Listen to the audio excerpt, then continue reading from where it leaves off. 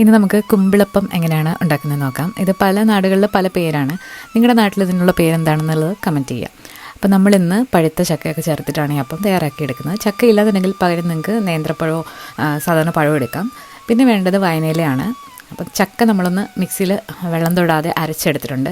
അതുപോലെ നമ്മൾ 1 കപ്പ് വറുത്ത അരിപ്പൊടിയും എടുത്തിട്ടുണ്ട്. 2-3 ഏലക്കയുടെ കുരു ഒന്ന് പൊടിച്ചിട്ട് ചേർക്കുന്നുണ്ട്. 1 ടീസ്പൂൺ നെയ്യും കൂടെ ചേർത്ത് കൊടുക്കാം. ഇനി ഇതിലേക്ക് കുറച്ച് തേങ്ങ ചിരകിയതും കൂടെ ചേർക്കാണ്. ശർക്കര പാനിയാണ്. ഇത് നിങ്ങളുടെ മധുരത്തിനനുസരിച്ചിട്ട് ചേർക്കാവുന്നതാണ്. നന്നായിട്ട് കുഴച്ചെടുക്കാം.